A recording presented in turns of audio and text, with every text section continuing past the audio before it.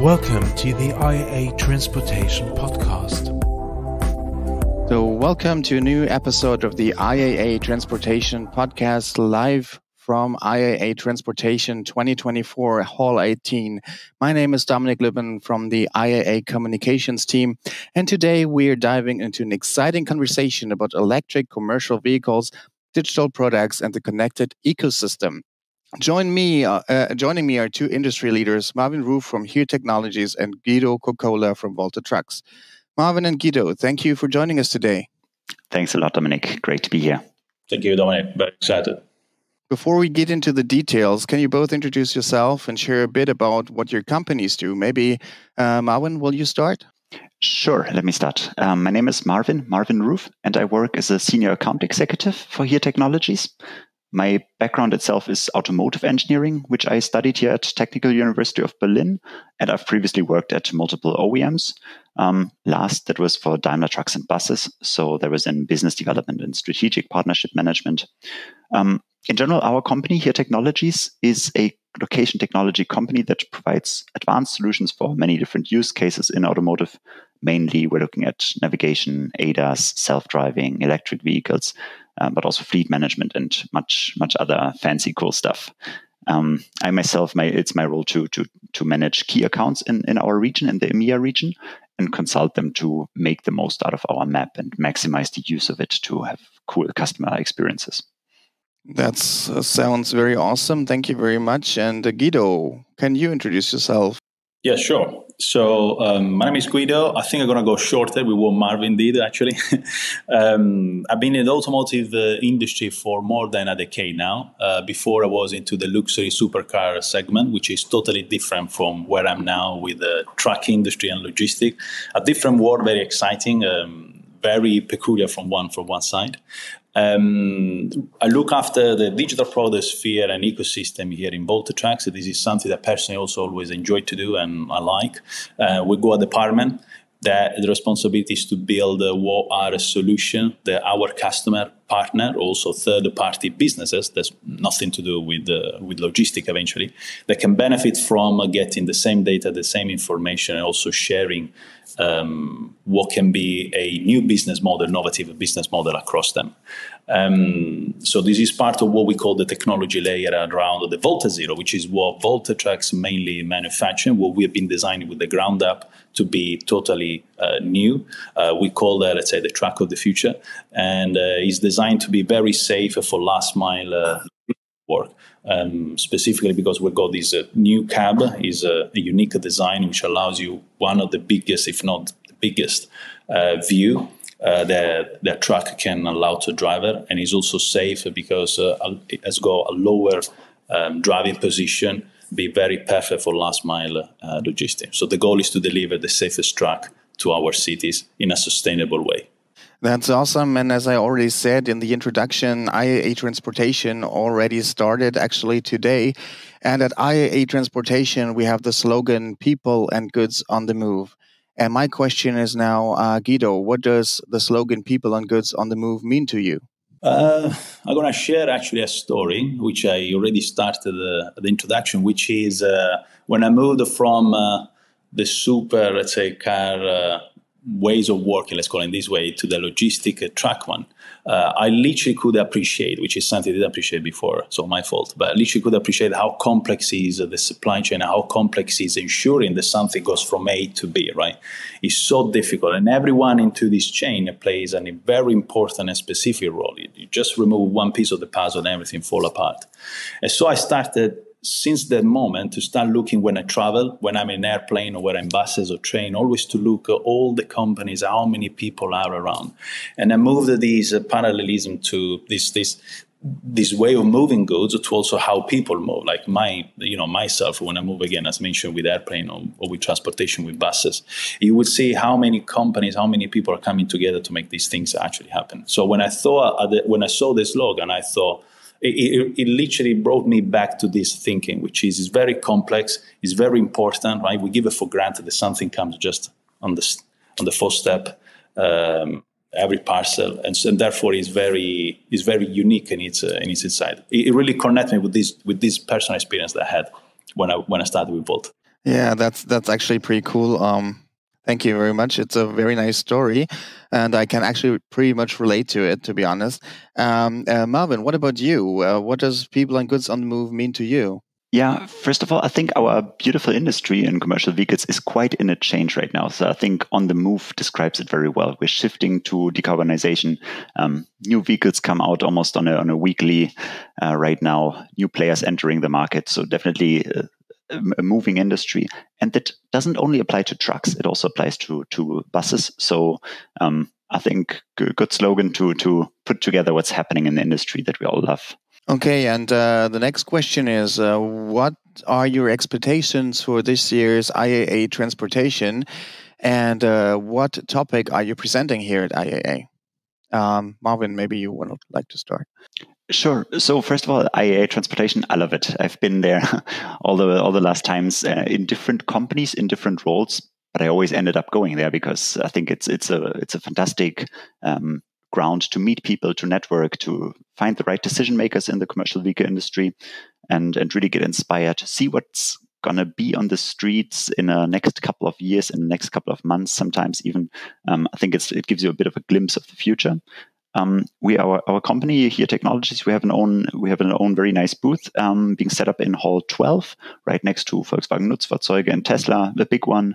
We show very cool demos ranging from EV routing for commercial vehicles to navigation for commercial vehicles, but also something like tour planning and custom mapping.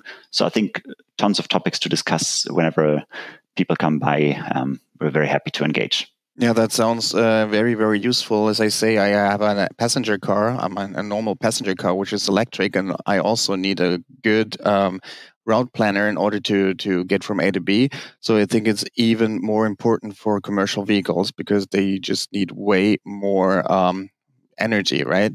What about you, Guido? What are your expectations for IAA Transportation, and what topic are you going to present? So I also really like IAA Transportation. I discovered this let's say, event very, very recently.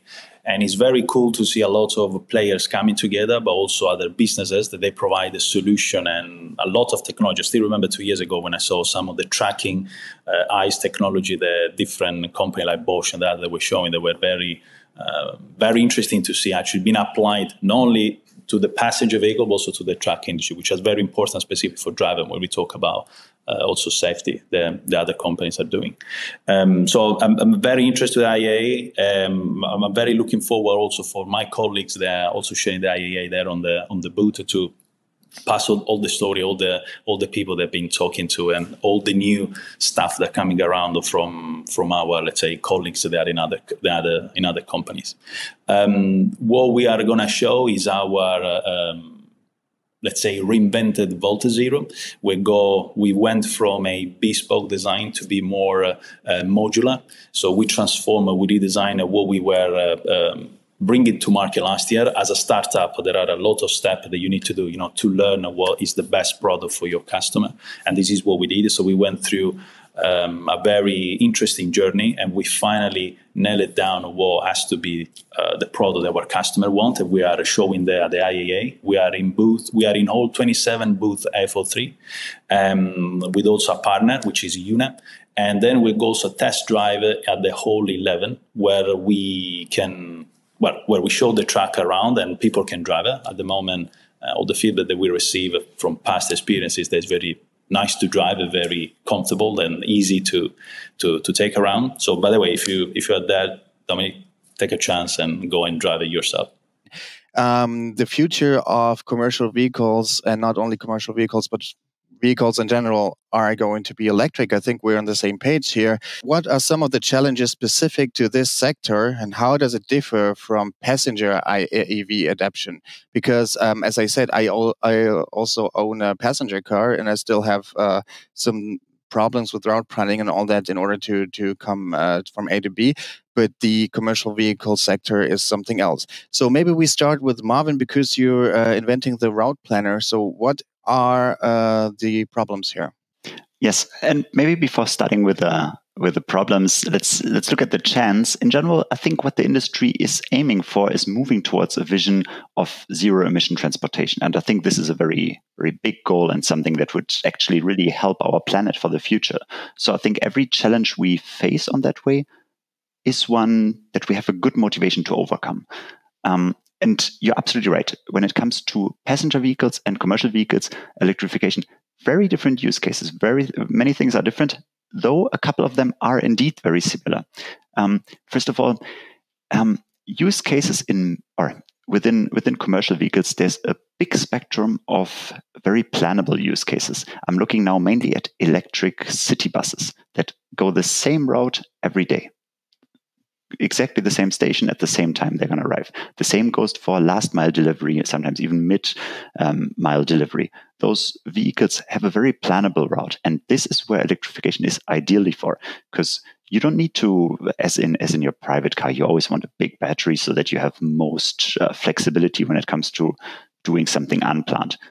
No bus driver of a city bus will tell you that he wants double the size of a battery in case he goes somewhere else. No, he knows where he goes, at what time, and at what time he needs what kind of state of charge. So this is pretty good, actually. This has made buses and last mile delivery vehicles in trucking as a front runner when it comes to electrification. The same goes to adjusting a vehicle towards it. There's no point in having an oversized or undersized battery if you can actually plan it. When it comes to long haul, both for trucking and buses, quite complex though, because this comes with the other challenge when it comes to commercial vehicles. It's like a zero failure tolerance. It's just not an option to go with an electric truck and have it in the middle of nowhere stuck because you run out of battery. With a car, well, you still with a passenger vehicle, well, you still have the option to just charge it very slowly somewhere. With a truck, this will cause quite some issues. But again, there's solutions to all problems, as always, as we engineers try to look at it, right? So you've mentioned route planning. This is important. This is very important, significantly more than it is for passenger vehicles. We have something to help out there. So when someone is interested, come by our booth, talk to me about it. Maybe one other quick challenge is the TCO. When it comes to commercial vehicles, everything is about TCO, total cost of ownership. It's not so much about how cool is the UI, how fancy does it look. Of course, every driver loves playing around with a navigation system or with a vehicle which he enjoys using. But at the same time, the people making the decisions is the fleet owner, the owner of the company that provides multiple vehicles for his fleet. So it needs to make sense cost-wise. So definitely a challenge which is specific to this industry. Yeah, and I mean, who also decides how the vehicle looks like is, of course, the one who actually builds the vehicle. So, Guido, what do you think? What are the obstacles to overcome for electric vehicles in the commercial vehicle sector? I think I might echo a little bit what Marvin said. The first thing to understand is that we're talking about two different use cases. A vehicle that you buy like a car is more like that you own it, right? So you're going to start looking at stuff that are not directly linked with your, let's say, daily job. You've been satisfying your needs, so you go more to how much digital or much, let's say, let's call it fancy things you go in your vehicle. How do you distinguish also yourself with your peers or with your group that you are together?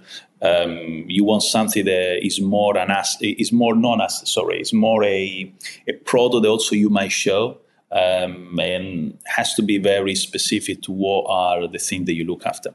When we talk about the commercial instead, the commercial you can make probably two general rules, but those are tools, right? Those are tools that people need to use, and they need to ensure that they are reliable. You need to ensure that they do the job constantly. And an opportunity here is they're most likely tools that do the same stuff over and over in the same way.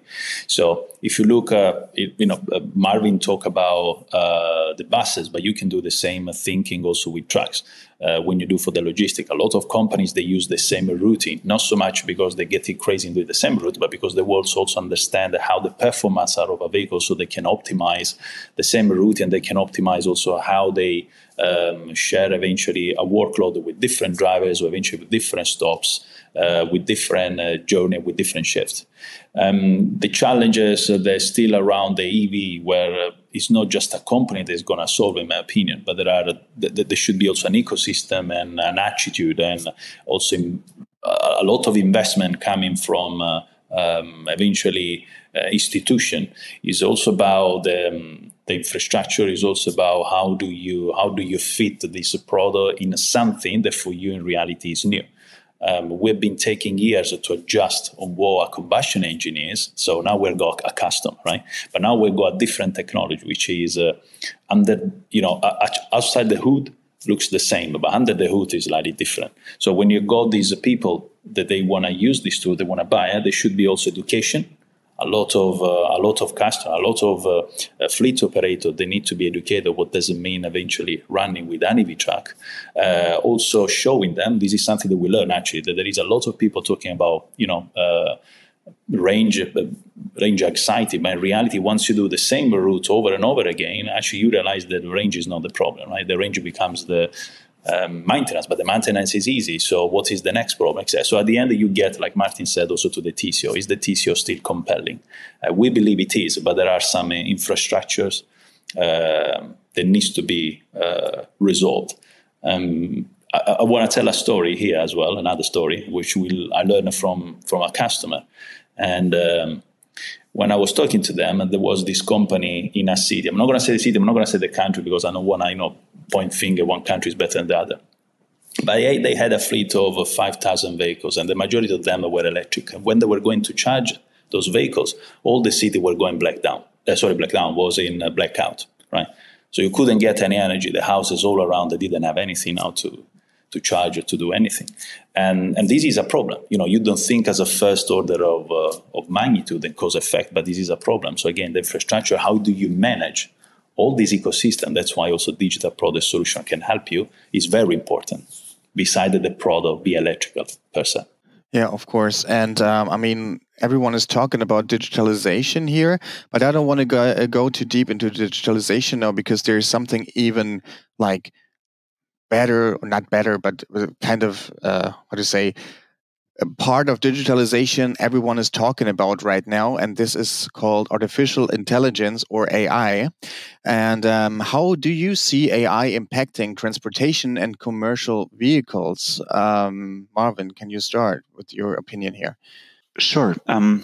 We all know pretty much each and every industry is currently hit by AI and hit in a very positive way, right? It opens so many doors, it opens so much opportunities, both on end customer side, like when it comes to customer facing, but also when it comes to taking care of big chunks of data. And I think we're right in the middle of this. I think there's unlimited use cases to think of right now, but I can tell you from our perspective, when it comes to navigation, the way we create maps is heavily impacted right now by AI, and this helps us to really get very fresh data right delivered to the vehicle, which in the past hasn't been the case. A lot of the old school vehicles running, you would even update them on a USB stick or on a CD or something, while nowadays maps are being created in the blink of an eye and delivered to the vehicle in the blink of an eye too. So that's pretty cool to see. But also when it comes to customer facing, we have, for example, one product to mention, which is called EV charge point availability prediction. So pretty much, and this we're looking a bit more at passenger vehicles right now. This predicts the chance of a specific charge point to be available at a specific time that you're going to reach it with your vehicle. Now think of how this will impact your potential routing in the future, where you're not going to have a static route, as in I drive from Munich to Berlin and I stop there and there. But this will even take so much more into account, not only traffic and current real-time information, but even predicting how in the future certain charge points will be available. So, I think EV brings quite a lot to it. And I think in commercial vehicles, there's so much data being created right now. Vehicles are so connected that taking care of that huge potentials for companies to make a big move when it comes to AI. Yeah, true. And Guido, what about you? How is AI impacting the commercial vehicle sector from a perspective of a manufacturer, actually, of a EV commercial vehicle? The thing to say on AI is that rather than be a product itself, is a tool, right? When we say that we do something with AI, it looks like when in the past someone said, we're going to do something with software. Okay, so what? Right? So it's to a general term. it's going to be still specific to what you want to solve. Definitely is very powerful in digesting a lot of data altogether, something that until now we didn't manage to do as good as an AI model can do it. But again, if you give it the rubbish data, if you don't give it the right information, you're going to go back to where you were before. Like you are probably worse off in using the AI. In a manufacturing plant, it can be used in a lot of ways, but I would like to talk more on how it can be used in reality to help, again, as part of the education that we mentioned before, a customer, in case they buy an EV vehicle, could be a truck or could be a bus. And a very beautiful example that I believe is self-in charging. When you want to charge the vehicle, is bringing a cost, so we go back to the TCO. And knowing when you want to charge, when, for example, the price of the energy is lower during the day, is very powerful. But then start learning the partner, right? The partner on how you charge. And then you can inject the data about your routing. And then you inject the data about your pallet or your parcel. And then you can inject the data about your driver, how they behave, right? When the so-called driver behavior, for example. You can fit all those together in this fusion, right? Very smart, very crazy Einstein that does the magic. And what you can get are actually the best optimal charging, not only for paying less, but also to have the right level of energy that allows you to satisfy your route the day after. And you don't charge, for example, battery 100%, where you need to use only 60% or 50%. Now, some people might say, yeah, but I charge you once and it's going to be okay. But in reality, it's also part of how you want to keep the battery longer, which adds also the value to the vehicle. So it's part of also, the faster you charge, but also you want to charge smartly as well. So that is an example where it's very powerful AI, how it can help. So we could talk for hours and hours, but our time is actually up. So thank you very much for this fascinating discussion on electric commercial vehicles, digital products, and the future of transportation. Thank you, Guido. Thank you, Marvin. To our listeners, thank you for tuning into this episode of the IAA Transportation Podcast. Stay tuned for more episodes and don't forget to follow us for updates. Until next time, my name is Dominic Lubin. Take care and goodbye. Thank you, Dom. Thank you. For more information about IAA Transportation, visit our website or check out our social media channels.